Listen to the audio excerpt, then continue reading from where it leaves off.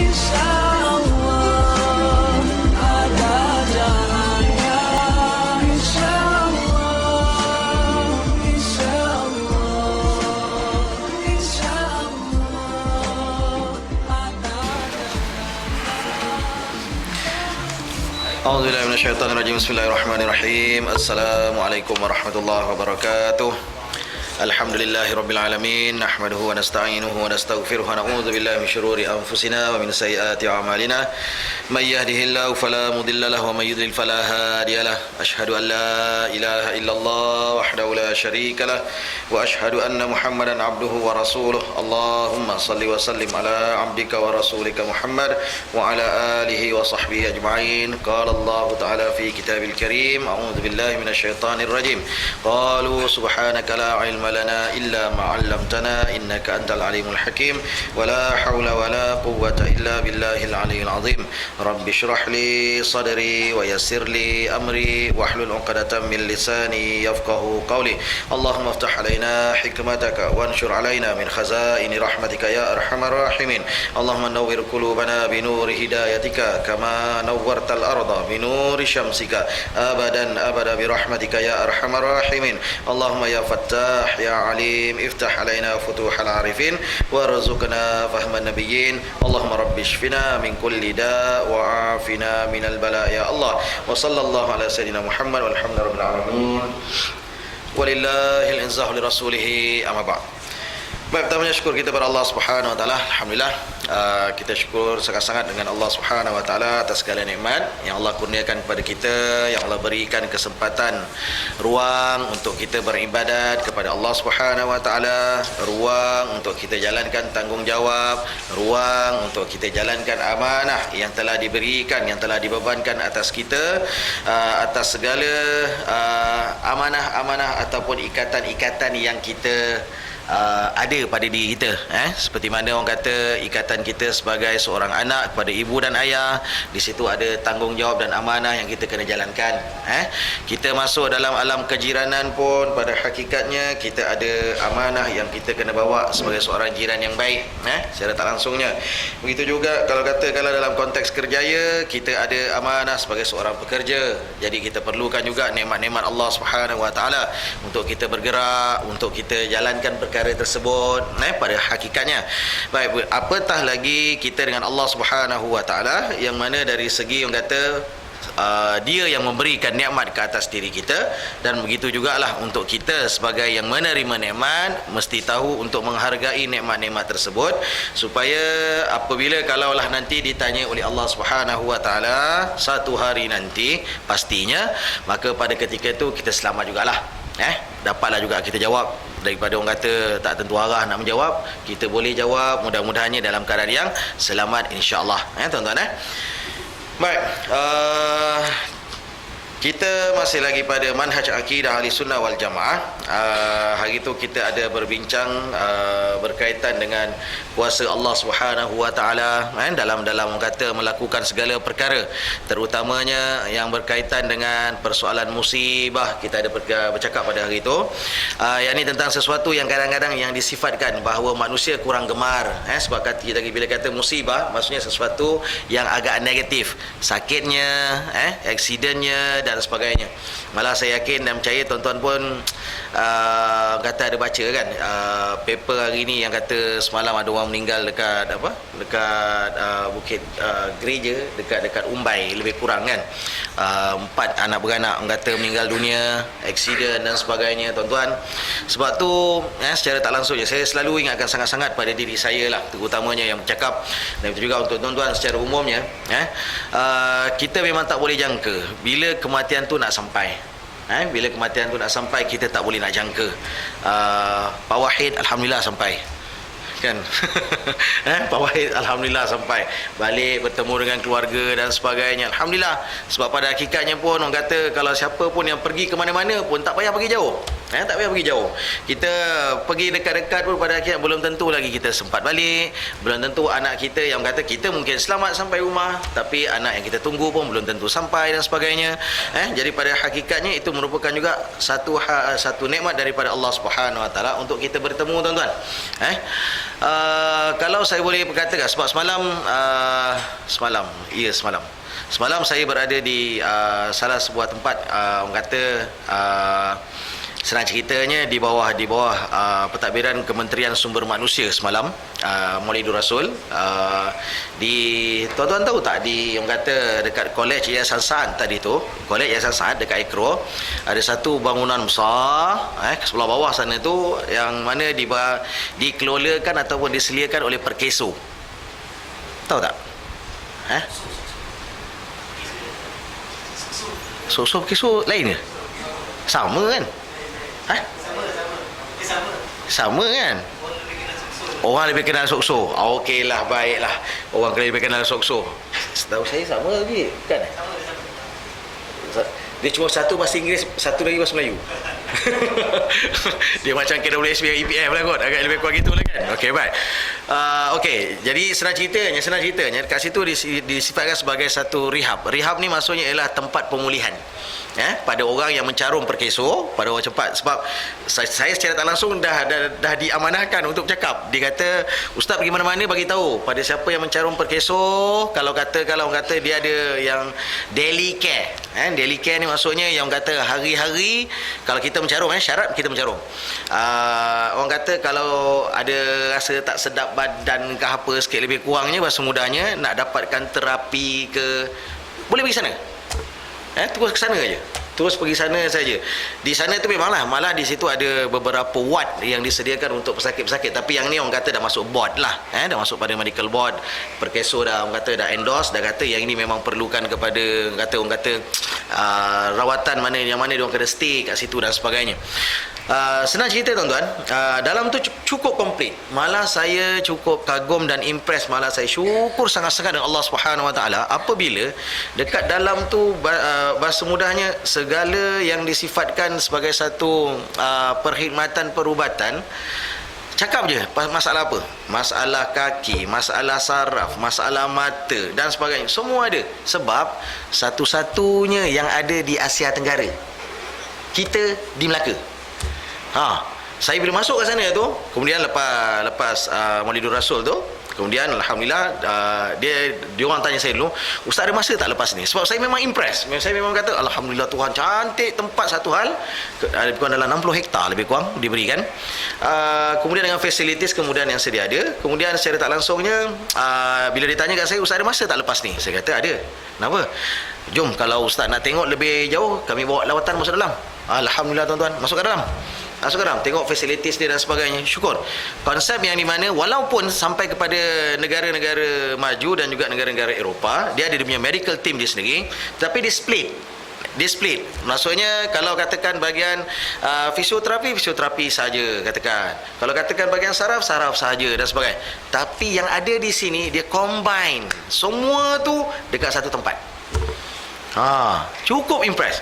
Malah itu diinisiatkan, dicadangkan oleh satu medical team yang diketuai oleh orang kita, tuan-tuan, orang Islam. Cukup indah, saya cukup impress. Kebetulan doktor tu pun ada semalam, Dr. Hafiz, ada berada kat sana semalam masa Maulidur Rasul. Kemudian dapat borak dengan dia apa semua sekali. Alhamdulillah, tuan-tuan, cukup cantik, cukup jaga tempat tu. Jadi secara tak langsungnya tahu.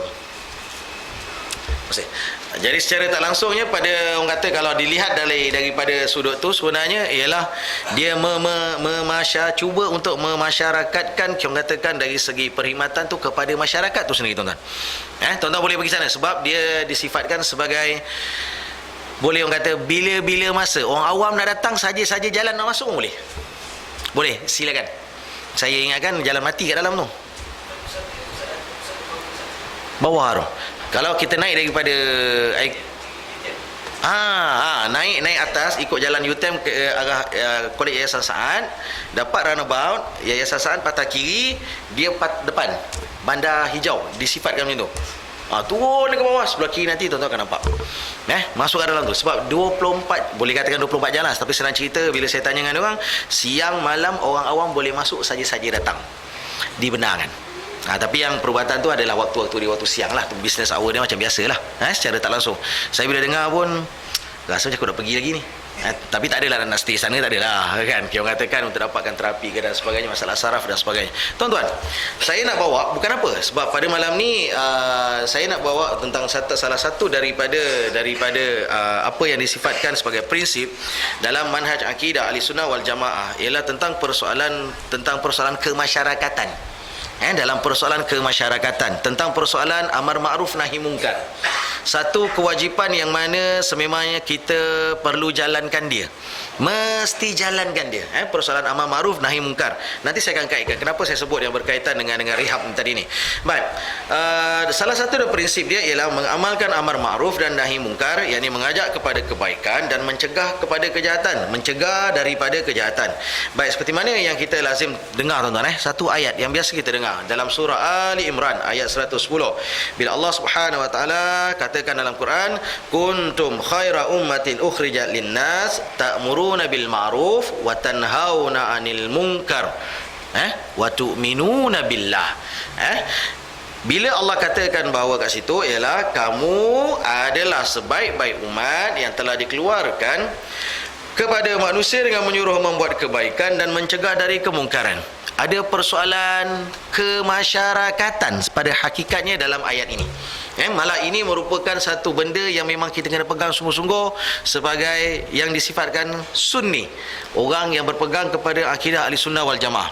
Tuan-tuan, kalau kita tengok secara mudah, pada ayat ni, secara mudah, harfiah, disifatkan sebagai satu umat yang terbaik, yakni kita umat yang terbaik dikeluarkan bagi manusia.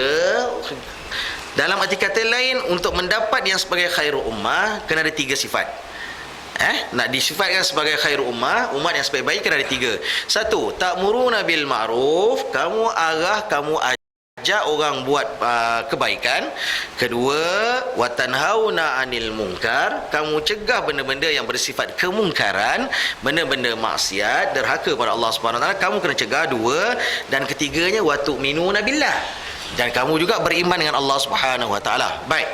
Kalau tengok 3 secara mudah ni, barulah dinamakan sebagai sebagai khairul ummah, umat yang terbaik. Meaning, kalau ada kurang salah satu daripada 3 dipandang secara mudah, maka golongan tu tidak dikirakan sebagai khairul ummah. Sebab Allah letak dekat situ tentang persoalan sendi-sendi ataf. Ta'muruna bil ma'ruf, wawul ataf ada berada kat situ, dan juga kamu mencegah kemungkaran dan kamu beriman. Sebab kadang-kadang kita nampak dalam anggota masyarakat kita, sebahagiannya menyuruh ke arah kebaikan, dan begitu juga orang kata mencegah daripada keburukan, tetapi dia juga tidak beriman secara sempurna dengan apa yang dia perintahkan dengan baik, ataupun dia cegah benda yang buruk. Dia suruh benda yang baik, tapi begitu juga dia tak beriman dengan apa yang disuruh kat orang.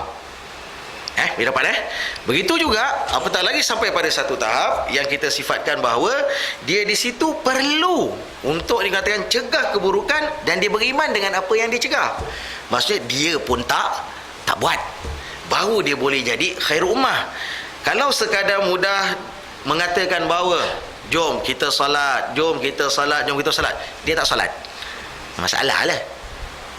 Kalau katakanlah dia katakan marah dengan orang, katakan tak boleh untuk katakan aniaya jiran ke dan sebagainya, tapi diri dia sendiri pun katakan kalau kain-kain baju yang ataupun kain-kain buruk yang dia tak suka, dia gantung dekat pagar sempadan rumah jiran dengan dia, tak boleh tau. Berdasarkan hadis Nabi SAW, itu di antara sifat dan karakter sebagai seorang jiran yang mana yu'zi jarahu kama qala sadaqah Rasul SAW. Dan yang itu Nabi gandingkan dalam hadis Nabi SAW dikait dengan akidah. Kan kita tahu kan dalam satu hadis Nabi SAW, dia sahih, 3 perkara yang Nabi ta'liq, Nabi gantung terus, yang mana dengan akidah secara tak langsung. Bila Nabi kata, man kana yu'minu billahi wal yaumil akhir fala yu'zi jarahu. Mula-mula sekali Nabi sebut, barang siapa yang beriman dengan Allah dan beriman dengan hari akhirat, maka jangan sakiti jirannya. Dan dalam hadis-hadis yang lain banyak menyebut, sampaikan dia letak, dia gantung atau gantung, dia sandar kayu pada pagar jiran, dalam arti kata lain, boleh menyakitkan mata jiran, jiran tak seronok dan sebagainya, itu dah dikirakan sebagai menyakiti jiran. Haram, tuan-tuan. Majoriti kita tinggal rumah taman. Majoriti kita tinggal rumah taman, kita gantung selamba je, kan, kain-kain buruk letak. Memang betul kita belakang, tapi kadang-kadang jiran perhati pun, geram, nak buang sekarang, dirasakan takut orang tu nak pakai lagi, mungkin pasal dia nak jemur ke dan sebagainya. Kadang-kadang jemuran-jemuran kita pun kadang-kadang kita selamba je gantung, kan. Dia punya, kalau katakanlah angin tuan-tuan, angin, yang namanya angin nak masuk rumah tak boleh, sebab ada cadar kita, ada toto kita. Jangan main-main. Kita duk gantung dia. Itu yang sementara. Kalau katakan naik tembok kekal, sampai terhalangnya cahaya dan terhalangnya udara, lagi berat tu. Ada jiran saya seorang, kesian, memanglah satu sudut kesian lah, tapi saya kata, alah tak apalah, tak banyak sikit dapat syafaat. Saya cakap macam tu. Syafaat tu maksudnya dapatlah, orang kata tak payah keluar kos, dapat dinding. Betul Ustaz, sebab mula-mula jiran sebelah naik dinding. Dia kata tak apa lagi, okey lah, boleh lah. Sekali jiran sebelah kata dia nak buat, okey, dia nak buat juga tembok, tapi jiran tu cakap, jiran yang kedua cakap, dia kata aku cuma nak buat paras bahu je, dia cakap macam tu. Gendah lah, sebab yang sebelah tu dah naik penuh. Dia kata okey lah, tak kisahlah, boleh tahan lagi lah.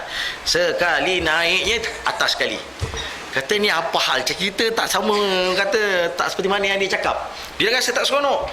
Tu yang bila kami berkumpul, ada jamuan ke apa ke, dia bercerita, Ustaz, lemas lah Ustaz, dulu saya tak pernah buka api tengah-tengah hari Ustaz dalam rumah, sekarang kena buka lampu, sebab dah cahaya tak masuk, dah mula gelap.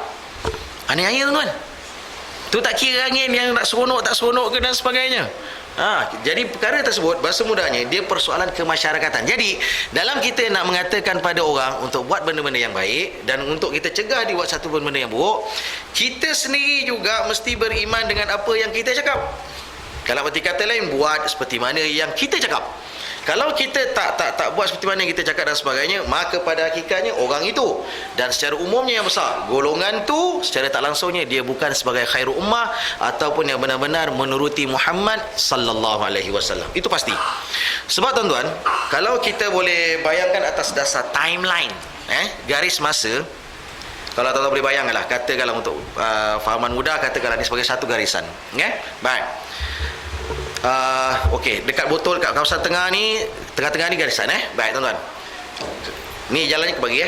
Kalau katakanlah sekarang ni, sebelum satu-satu perkara benda yang kita faham betul, amar ma'ruf nahi mungkar, ajak benda baik, cegah benda buruk, kalau kita faham sungguh-sungguh, dia sebenarnya melibatkan sebelum satu-satu perkara tu berlaku. Maksudnya terutamanya benda-benda yang buruk, benda-benda mungkar. Setuju? Betul. Benda-benda mungkar tu sebelum dia berlaku, kita ajak dia suruh benda-benda yang baik. Sebelum dia mula derhaka dengan mak ayah dia, kita cakap, kau kena taat pada ibu dan ayah, ajak dia buat baik, tolong mak ayah korang, nasihatkan dia dan sebagainya. Baik, kita ajak dia. Dalam masa yang sama tuan-tuan, amar ma'ruf nahi mungkar, dia berganding. Kena faham, dia berganding. Dia tidak semata-mata suruh baik, tak payah cegah mungkar. Tak, salah. Dia tak betul. Dia kena datang sekali dua. Kalau tuan-tuan perasan, ada satu kitab hadis, At-Targhib Wat-Tarhib. Ada kitab hadis yang mana mengumpulkan motivasi-motivasi, galakan-galakan dalam kita melakukan ibadat dan sebagainya, satu konteks, tetapi digandingkan Wat-Tarhib. Wat-Tarhib maksudnya ialah apa yang boleh mendidik manusia supaya beringat-ingat, mengancam, mengingatkan, menegaskan dan sebagainya. Yang ini kau jangan langgar. Dia ada raghbah dan juga ada rahbah. Kalau tuan-tuan boleh bayangkan, ada ra, ada ghin, ba, ta marbuta. Raghbah. Raghbah ni maksudnya at-tarhib, galakkan, motivasi dan sebagainya. Tapi begitu juga, kita tak boleh menggalakkan aja manusia buat benda baik tanpa letak frame, rangka. Kau jangan keluar daripada perkara ni. Sebab kena hati-hati. Sebab jiwa manusia, tuan-tuan, jiwa manusia dia perlu ada kerangka. Dia perlu ada kerangka. Kerangka maksudnya sekarang ni ialah, kalau katakanlah dia keterlaluan duduk dalam benda-benda yang kita katakan, kita sifatkan buat benda baik je, kita khawatir kalau nanti boleh membawa kepada mujub, ada kemungkinan. Silap-silap dia boleh membawa kepada persoalan riak, ada kemungkinan. Jadi kita kena set frame tu. Kita kena buat satu border, satu kerangka. Kau jangan lepas kat sini. Itu bahasa mudah dia. Kalau tuan-tuan, kalau kita tengok secara mudah, begitu juga kalau kita tengok seperti mana yang Nabi SAW pernah didatangi dengan kata yang kita biasa dengar dengan hadis mafhum takribi. Bila tiga orang sahabat berkata, dia kata bila ditanya kepada isteri Nabi SAW apa yang Nabi buat dan sebagainya. Nah, isteri Nabi mau cerita, kemudian dia kata, aku mulai pada hari ini aku akan sentiasa salat malam semata-mata. Ada yang kata aku tidak akan berkahwin supaya aku boleh beribadat dan sebagainya. Baik, sampai pada satu tahap Nabi SAW tegur, ana atqakum, aku ni yang paling bertakwa di kalangan kamu. Tapi begitu juga aku kahwin. Sebab kita katakan kalau semata-mata ibadat aja, dia mesti kita katakan silap-silap akan ada hak-hak tertentu yang mungkin terabai. Jadi dia mesti ada kerangka dia. Sebab itu balik pada satu konsep, prinsip Islam pada hakikatnya, keindahan Islam yang selalu kita dengar, dia ada satu ciri yang namanya al-wasatiyah. Dia tidak boleh keterlaluan sampai kita katakan now, ataupun dia drop sangat, dia buang 100%. Dia tak boleh. Dia main range. Dia ada di antara yang atas dan juga yang bawah. Ada kita katakan kadar skema yang kita kena berada dalam ruangan tu. Tak terus je direct, akan ada masalah. Tuan-tuan, kita mendengar bahawa Nabi SAW melarang sahabatnya yang mana pernah untuk berpuasa sepanjang tahun. Nabi kata jangan. Kalau nak sangat puasa dia apa? Puasa Nabi Daud alaihissalam, satu hari puasa, satu hari buka dan sebagainya.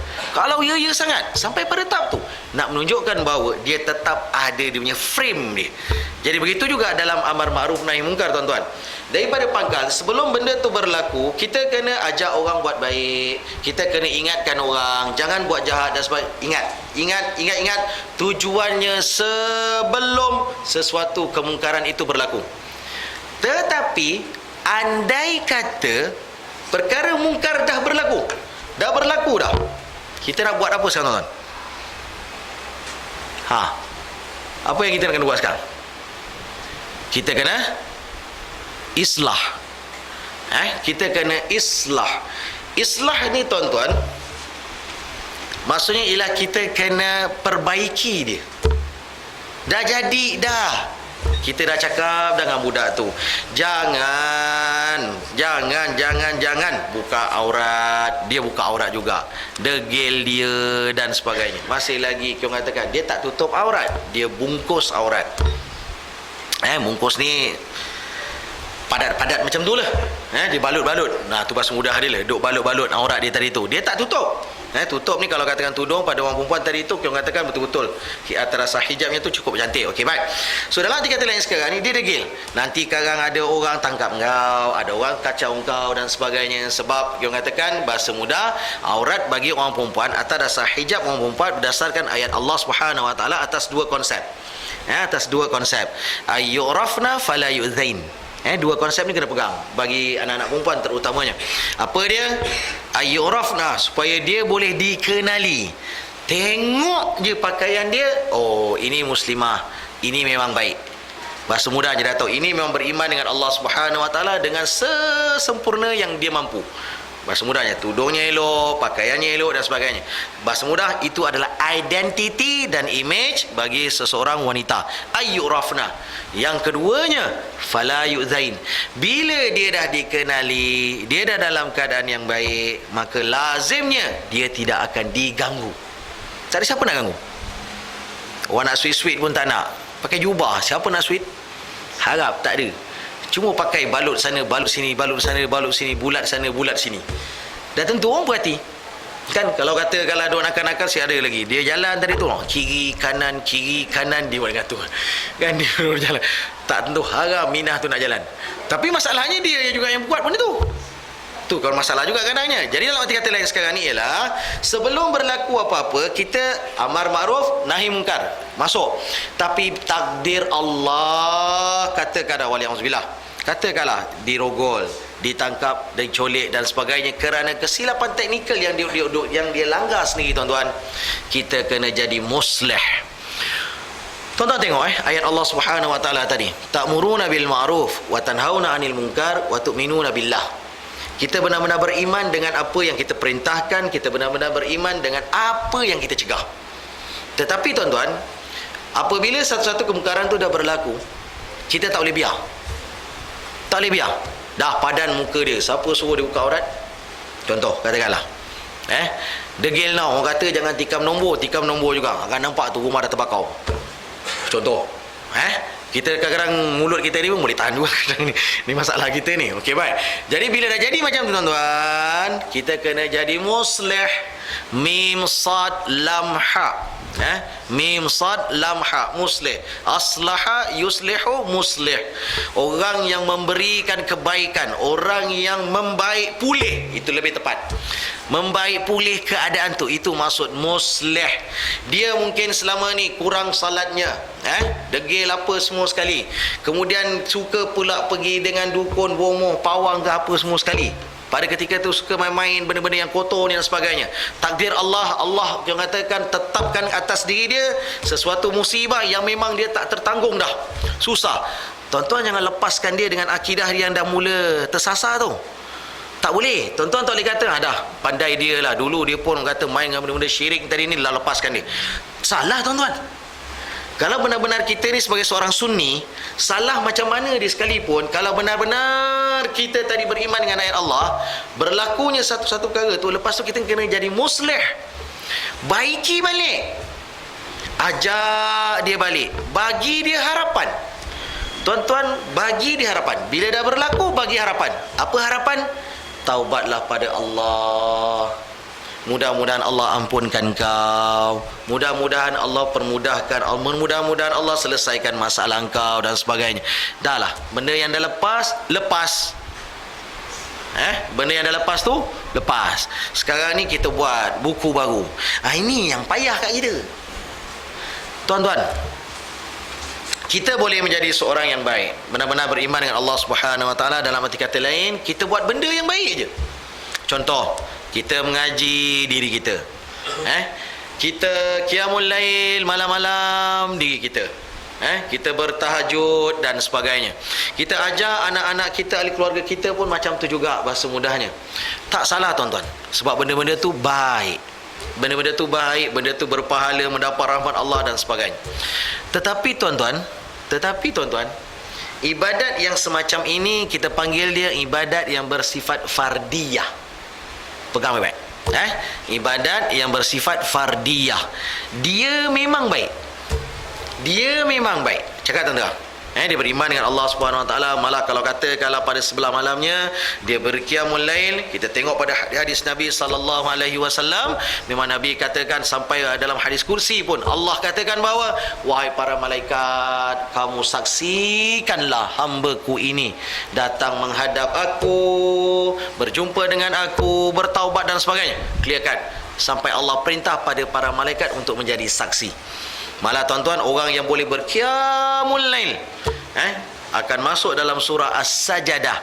Seperti mana yang kita biasa dengar ayat dalam surah As-Sajadah, sebab ini adalah antara yang dipanggil nanti, diseru di padang mahsyar untuk golongan pertama yang bangun terlebih dahulu. Diseru golongan pertama ni loh. Apa dia? Tatajafa junubuhum anil madaji yad'una rabbahum khaufa wa tama'. Mereka tadi ni tatajafa junubuhum anil madaji, mereka boleh merenggangkan junubuhum, pinggul-pinggul dia orang, kita boleh kata gitulah, pinggang-pinggang dia orang, cakap mudah, badan-badan dia orang, daripada anil madaji, daripada tempat tidur. Bahasa mudah, dia bangun malam, kata yad'una rabbahum khawfan wa tama'a. Mereka tadi tu doa pada Allah Subhanahu wa taala, minta ampun, minta rahmat dan sebagainya, khawfan wa tama'a, dalam keadaan takut dan juga dalam keadaan tamak. Allah letak perkataan tamak dalam ayat tu, sedangkan ayat tu berbentuk positif, tapi uslub gaya bahasa Quran indah. Dia boleh benda yang negatif, perkataan negatif boleh berada pada ayat positif. Apa sifat tamak? Sifat kepada tamak, ya nak. Dia nak ya, betul-betul dia nak. Allah gunakan perkataan tamak pada ayat tu. Dia nak sungguh-sungguh rahmat Allah, ampunan Allah dan sebagainya pada malam. Tu adalah antara laungan yang pertama, seruan pertama di padang mahsyar. Siapa yang suka qiyamul lail, dia akan bangun dulu, jalan dulu. Tu tuan-tuan lah, secara tak langsung. Baik. Tapi betul, dah masuk cantik dah. Memang dah cantik dah. Yang dinamakan sebagai ibadat fardiyah. Tapi tuan-tuan, ada satu lagi ibadat yang cukup tinggi, lebih tinggi daripada ibadat fardiyah. Apa dia? Dipanggil sebagai ibadat yang bersifat ijtimaiyah. Ijtimaiyah. Ijtimaiyah ni maksudnya ialah ibadat yang bersifat kemasyarakatan. Dia tak tengok diri dia seorang-seorang, dia tak tengok keluarga dia seorang-seorang, tak ada. Dia fikir dengan masalah umat. Dia fikir apa jadi dengan jiran dia. Dia fikir apa jadi dengan orang taman dia. Dia fikir dengan apa jadi dengan orang tempat kerja dia ni. Ada yang tak salat dan sebagainya. Dia pergi dengan amar ma'ruf nahi mungkar. Dia ajak orang untuk beriman pada Allah Subhanahu wa taala. Dia tak fikir semata-mata diri dia, tak. Dia ada fikir orang lain. Dan ni tuan-tuan, kalau kita boleh buat, kita akan jadi muslih dan juga kita akan lebih merepati kepada Muhammad sallallahu alaihi wasallam. Sebab Nabi dia tak cukup untuk jadi dirinya baik je, tak cukup. Dia nak orang lain pun juga jadi baik. Tak cukup untuk dia beriman dengan Allah Subhanahu Wa Taala semata-mata, tak. Dia nak juga orang lain beriman juga dengan Allah Subhanahu Wa Taala. Sebab tu tuan-tuan, bahasa mudah, kalau kita boleh sampai pada satu tahap, dalam arti kata lain, ada kemungkinan ada orang tersasar daripada sudut akidah dia, dah mula lari rel-rel dia tadi tu, ada syirik sikit ke pada Allah Subhanahu Wa Taala, dah mula dah orang katakan memahami akidah dalam bentuk yang kata yang tak berapa betul. Contoh yang biasa kita dengar sekarang, orang kata Wahabi lah dan sebagainya, Syiah dan sebagainya. Tuan-tuan jangan lepaskan dia, tak kena. Tuan-tuan kena tarik dia pelan-pelan, ikut kemampuan kita untuk bercakap. Tuan-tuan, dalam Quran, cerita Nabi yang paling banyak dalam Quran, Nabi Musa alaihissalam. Nabi Musa alaihissalam. Siapa dia punya opponent dia ni? Lawan dia ni siapa? Firaun. Firaun laknatullah. Tapi walaupun kita katakan dah memang kata confirm dia tentang Allah, dia tentang Musa, dia tentang Harun, tapi begitu juga tuan-tuan, Allah Subhanahu Wa Taala dalam Quran, cerita Nabi Musa alaihissalam ada lebih kurang, ikut kata ulama Quran, ada 169 kali. 169 kali yang mana cerita Nabi Musa alaihissalam ada dalam Quran. Yang cerita dia dengan Firaun laknatullah. Nak nunjukkan banyak satu hal. Satu. Yang keduanya, walaupun kerasnya Firaun tadi ni tuan-tuan, walaupun keras mana pun Firaun, tapi begitu juga Allah Subhanahu Wa Taala di beberapa tempat dalam Quran perintahkan pada Nabi Musa alaihissalam cakap lembut pada Firaun. Cakap lembut pada Firaun laknatullah. Cakap lembut, ajak dia untuk beriman dengan Allah, ajak dia dengan beriman. Nabi Musa tak tinggalkan, kita katakan bahasa mudah, Firaun, tuan-tuan. Tak ada. Sebab dia memang kena buat. Dia kena tabligh, dia kena sampaikan. Dia kena buat. Begitu juga kadang-kadang sebagian daripada dalam masyarakat kita kata, orang ni keras. Pendiriannya keras. Kita pun kena keras. Tak boleh, tuan-tuan. Tak boleh. Dia kurang tepat. Mungkin wallahu alam, kalau kita tengok dalam usulul dakwah, kitab usulul dakwah karangan Karim Zaidan, kalau tuan-tuan tengok memanglah ada ruang-ruang kita kata untuk berkeras.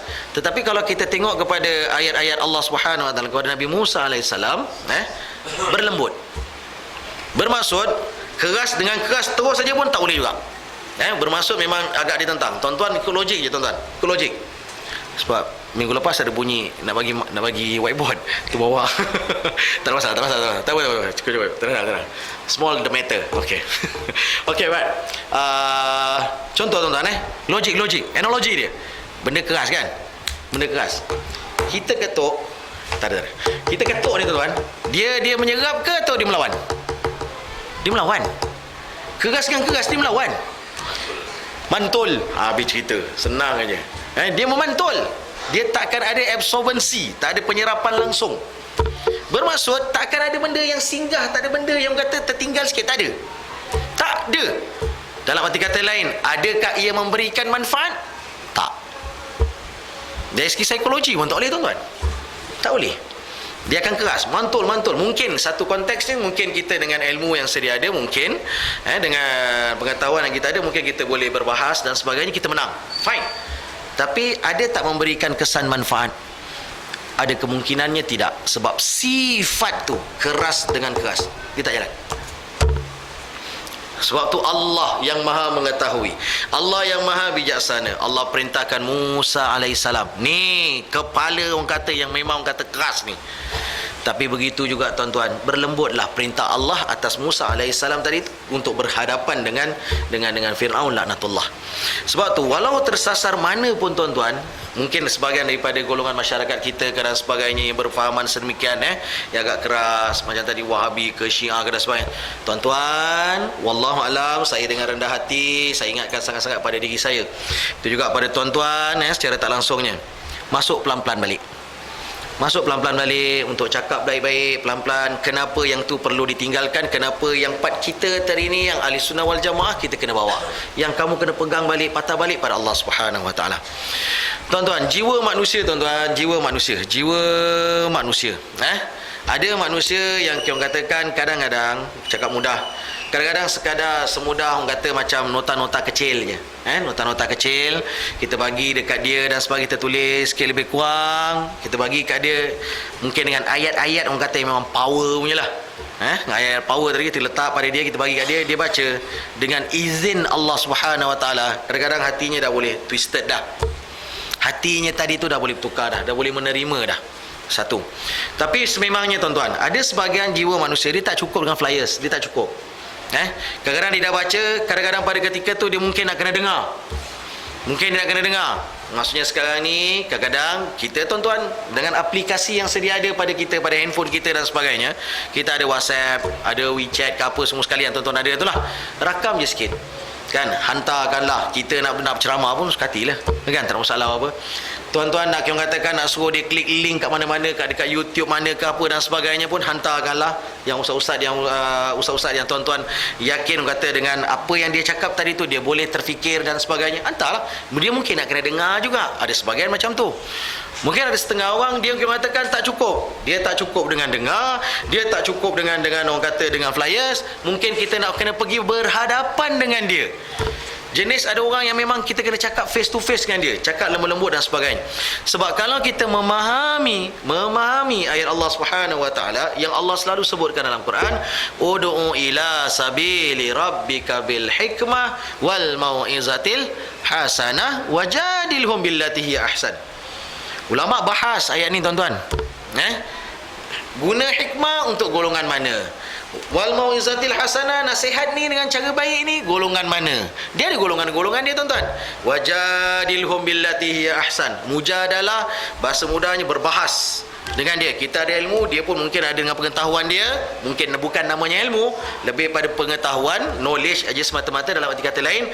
Sebab sifat ilmu ada sifat al-furqan. Dia boleh lead, dia boleh bezakan di antara yang baik dengan yang buruk. Tapi oleh kerana dia pegang benda yang tak betul, kita tak kata tu ilmu. Itu lebih pada maklumat. Maklum dia tahu je. Tapi dia tak boleh sampai pada satu tahap ilmu. Pada hakikatnya, sebab sifat al-furqan tu tak berada pada perkara tersebut. Jadi secara tak langsungnya tuan-tuan, jangan dibiarkan. Kalau dah berlaku apa-apa tuan-tuan, bagi harapan. Dah berlaku benda buruk dalam masyarakat kita dan sebagainya, orang tu ke mungkin dan sebagainya, dah berlaku. Sekarang ni tadi amar ma'ruf nahi mungkar atas sifat mukmin. Suruh dia beriman, pegang sungguh-sungguh dan sebagainya. Tapi kalau benda tu dah berlaku, ruang di sini kita kena jadi muslih. Pegang baik-baik. Kita kena jadi muslih. Muslih ni maksudnya orang untuk kita baik pulih.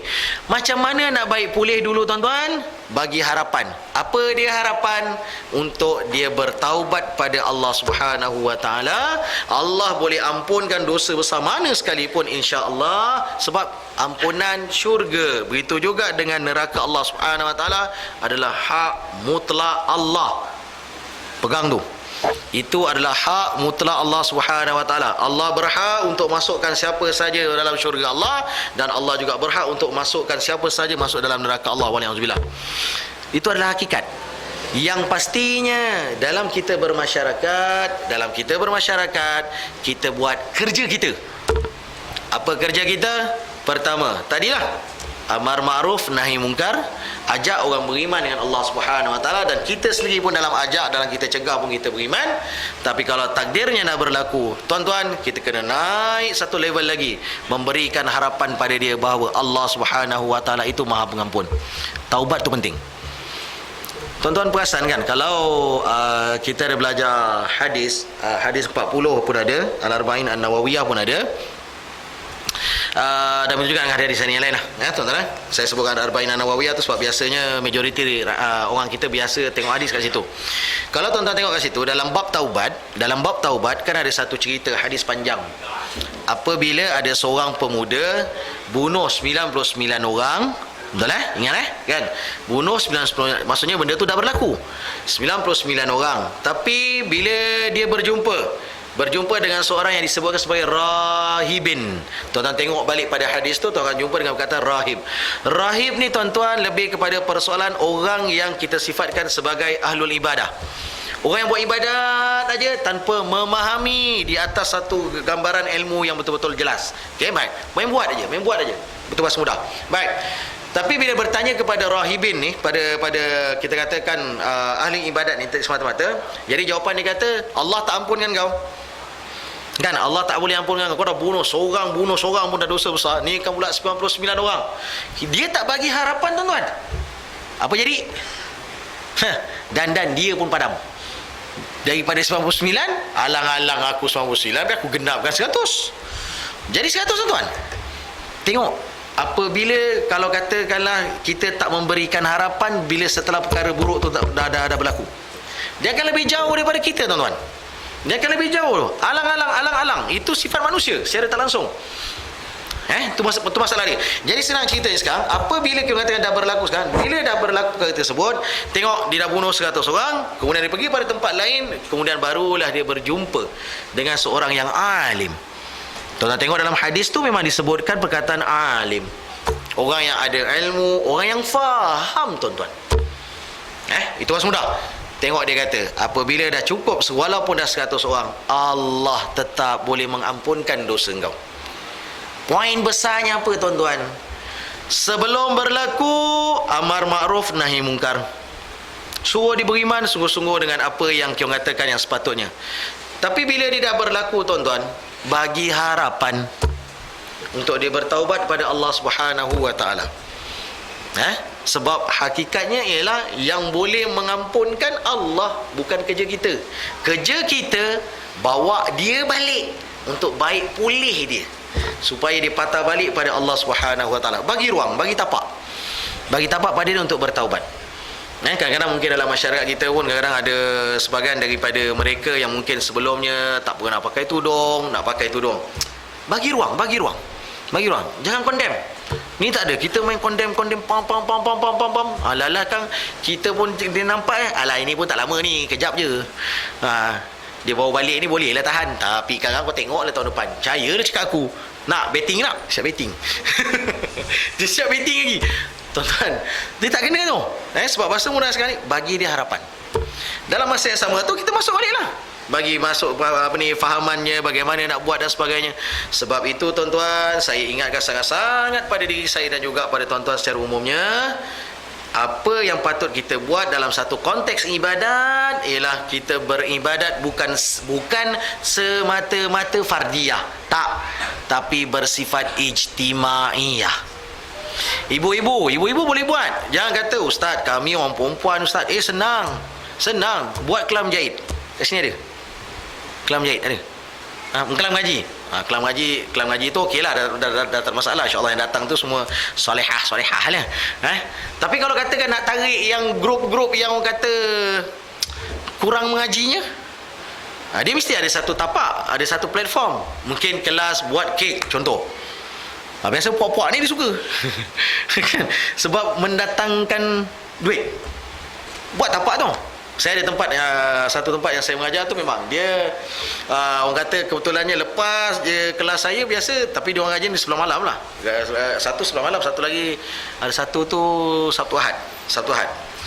Bila dia buat kelas, kita katakan buat kelas-kelas biasa, buat kelas kek. Tuan-tuan jangan kata ni tak ada kaitan dengan agama. Kalau kita pegang macam tu tuan-tuan, jawabnya kita pun sekular.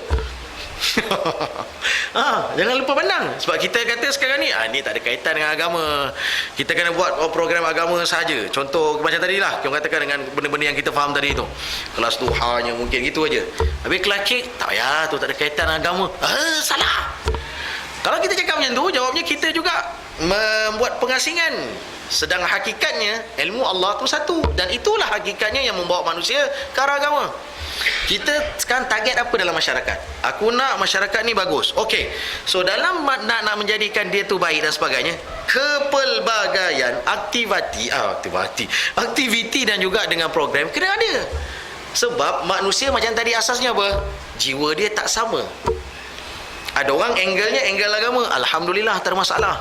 Tapi ada orang dia nampak agama ni macam second matter, persoalan nombor 2. Dia nampak pertama soalnya duit. Okey, kita kena attract dia, tarik dia atas nama program yang bersifat duitan.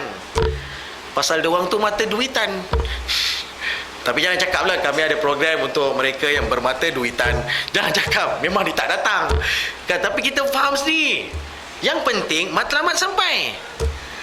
Jadi kalau kita boleh buat macam tu tuan-tuan, percaya je saya, akan adalah 2 orang 3 orang datang. Buat dulu kat surau, tak ada masalah.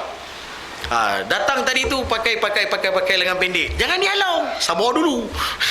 Sabar dulu, bagi ruang. InsyaAllah dia boleh faham sendiri secara mudah. Panggil orang-orang biasa, Chef Wan ke, mahal sikit lah. Kan, dan sebagainya, Syed Sabri ke dan sebagainya, terpulang. Tapi kepelbagaian tu untuk attract orang, supaya sebelum berlaku yang buruk, kita kat sini kita ajak masuk pelan-pelan, sikit-sikit masuk dan sebagainya.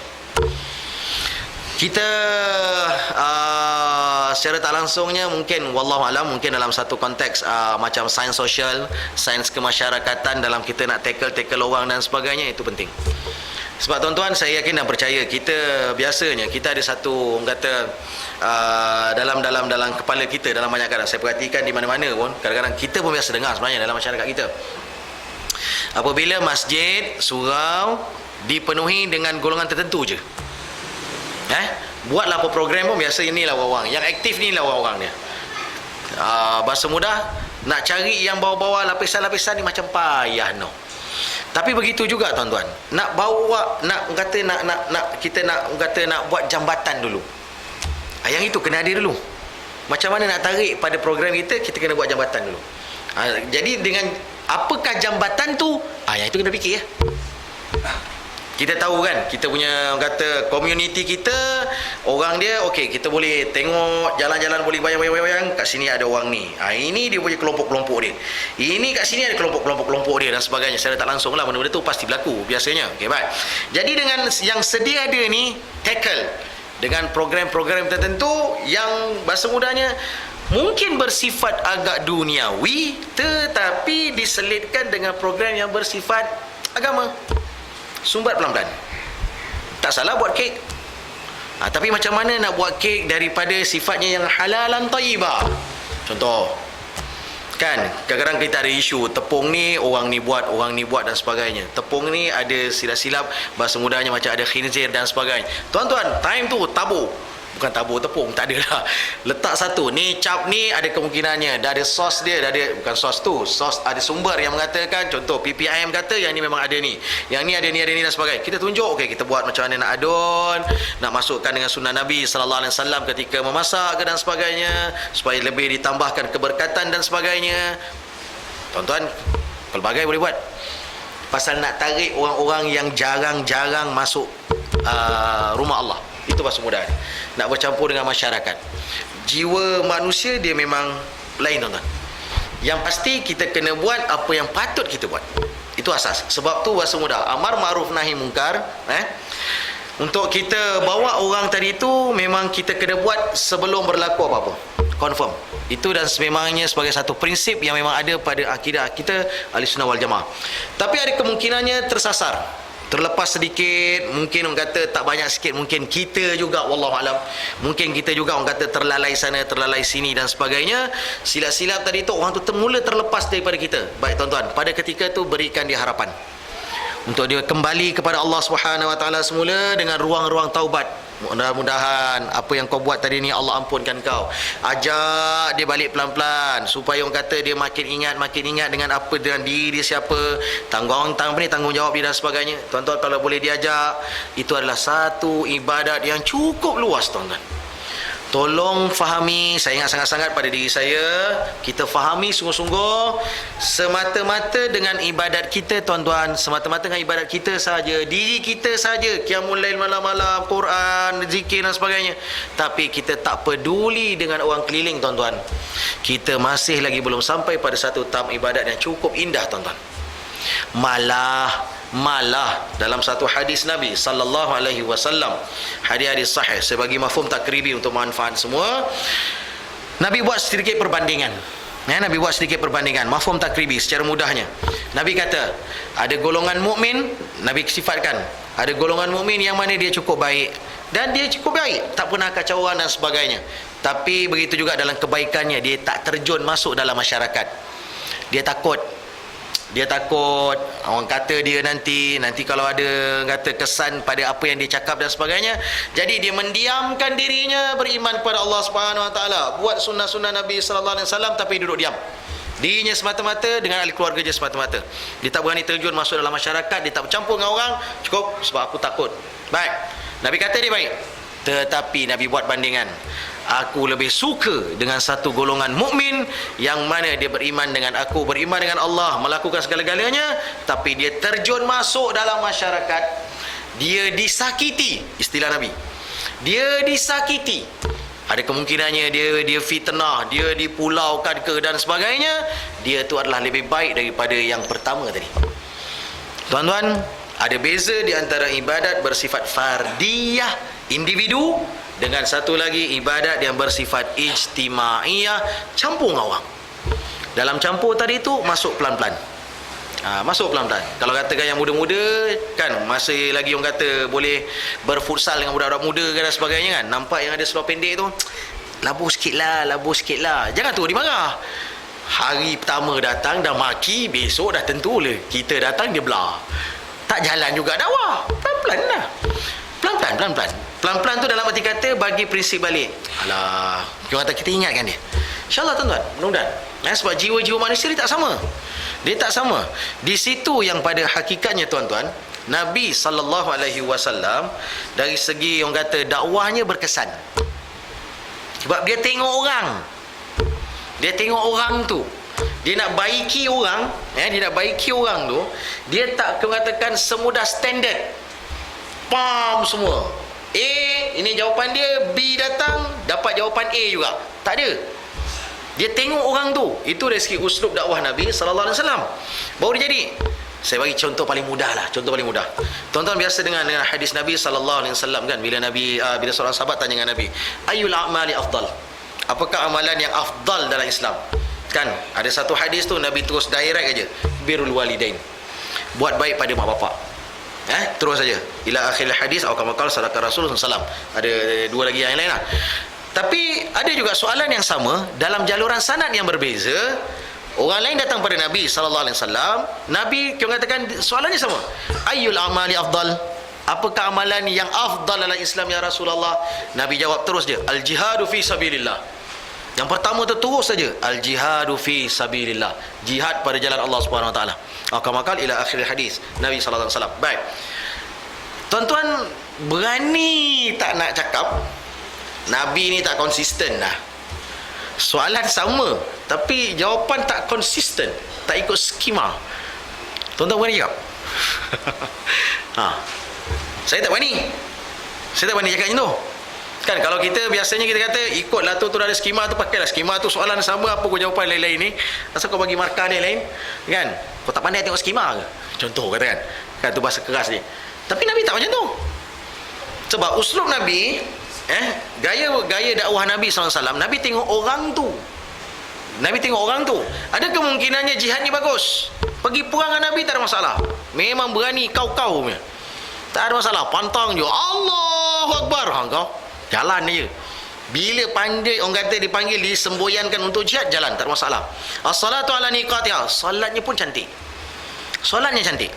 Tapi tengok orang ni, aku ada dengar cerita. Kau ni dengan mak bapak boleh tahan. Jadi Nabi aulakan dulu, Nabi mulakan dengan jawapan. Bila ditanya ayyul a'mali afdal, apakah amalan yang baik, Nabi letak pertama dulu, birrul walidain, buat baik dengan mak bapak kau. Alamak, kan dah terperangkap. Kau payah no, kan? Mungkin ada seorang lagi yang macam tadi dalam persoalan tadi itu, dengan mak bapak bagus, salat bagus, tapi bila semboyan jihad aja gegau. Kan macam kita lah kan, jom kita pergi Palestin, ya Allah, nama awak naik ji, saya dah tua. Dia dah mula gegau kan. Jadi sekarang Nabi letak kat situ. Pertama dulu Nabi terus jawab, al jihadu fi sabilillah, jihad pada jalan Allah. Nabi musleh, Nabi baiki keadaan masyarakat ikut kapasiti yang sedia ada. Itu pada hakikatnya. Jadi yang sebelum amar ma'ruf nahi munkar tadi tu kita buat sungguh-sungguh supaya benda-benda buruk tu tak berlaku. Tapi bila dah berlaku, kena jadi musleh, baik pulih. Bagi dia harapan supaya orang kata dia boleh ke arah yang lebih baik menepati kepada Allah Subhanahu wa taala. Tuan-tuan, jadi dalam arti kata lain, prinsip kita sebagai ahli sunnah wal jamaah, kita tak pernah lepaskan orang semata-mata macam tu, tak ada. Cuba kita ambil panduan macam tadi, seperti mana Allah Subhanahu wa taala perintahkan kepada Nabi Musa alaihissalam supaya orang kata sentiasa dalam kapasiti yang kita mampu. Bahasa mudahnya, kalau katakanlah cara lembut tak boleh, mungkin kita perlu orang kata dengan nasihat, naik pada nasihat, message, mungkin forward message pada dia dan sebagainya. Zaman sekarang sebenarnya tuan-tuan, kita susah nak bagi alasan kita tak boleh nak dakwah. Tak boleh. Susah nak kata tak boleh dakwah. Forward message je.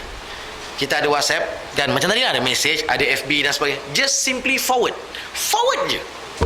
Dah buat dah satu perkara yang berkaitan dengan dakwah. Tuan-tuan, okay, sebagai satu kesimpulan akhir lah, untuk kita pegang sungguh-sungguh. Kita tahu bahawa sifat wajib bagi para nabi apa dia tuan-tuan? 4 yang kita tahulah secara mudah. Siddiq, amanah, tabligh, fatanah. 4. Baik.